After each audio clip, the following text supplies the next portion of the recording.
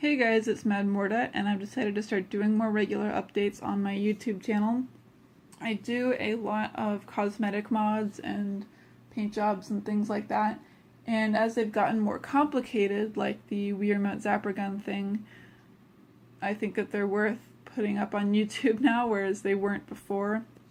So here's the first of them. It's a Gameboy macro that someone commissioned.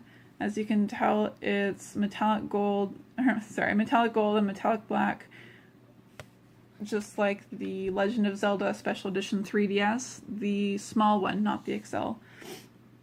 I would have done more complicated designs in the corners like it had, but I wasn't able to without a very small gold leafing pen or something similar. So what I did was I painted it gold. I put the label paper down in the little designs that I wanted, and then painted it black and removed the stickers. So the usual method, but with that method you can do pretty small stuff. Like this is pretty small if you consider that you have to cut those out, but you can't get super tiny or intricate stuff. So here's this. I filled in the X and Y buttons as well as the stylus slot, but I did leave the DS cartridge just in case. There might be one DS game that only uses A and B and also doesn't need a top screen. You never know. So I did leave that. Let's see, on the back I printed out a label that says Gameboy Macro. I downloaded the fonts for Game Boy and Game Boy Advance, typed it out in Word, put it on a green background.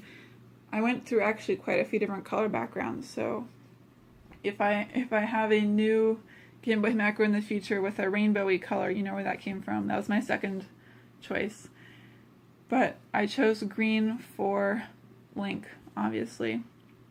And I put super glue underneath it, and there's actually packing tape on top of it. I put packing tape to protect it against wear and tear and water and all that kind of things. And then I cut it out and super glued it down. Here's a speaker on the back. I really tried to look for a better place to put it than on the back, but I couldn't really find one.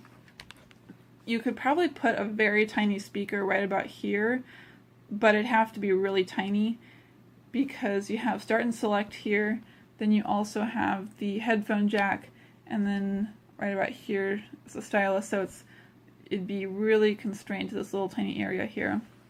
On this side, there's a little more room, but still not a whole lot, and you'd again need a very tiny speaker, which the DS Lite speakers aren't quite small enough for that to work without extensive case modding, in my opinion. So I put it on the back, and you can still hear it, it's still pretty loud.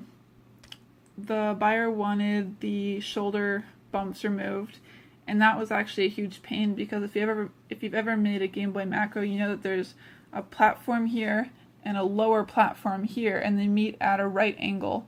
And in order to smooth that out, which you have to do on both sides to make them even, there's a chance that you could break through the plastic and leave a slit right there.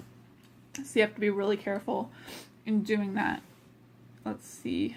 So here it is. I'm going to show it working a little bit. Of course, I'm testing with Metroid Zero Mission because that's my go-to game. That was actually pretty difficult to pull off, that looking like an actual light, because the inside of the bump that normally goes there, there's little plastic things that kind of diffuse the light and make it look normal, but I actually had to chop that up and put it in there, otherwise it just looked like a regular LED. So if I were to make another one of these, I'd probably leave the shoulder bumps just because of that.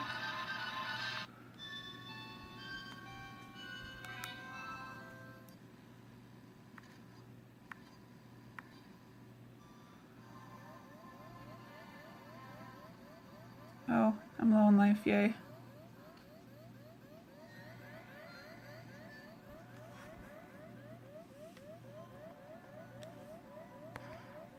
So you can tell I don't have my rockets yet, but you can tell that the L and R buttons work. I had a little bit of trouble with the R button.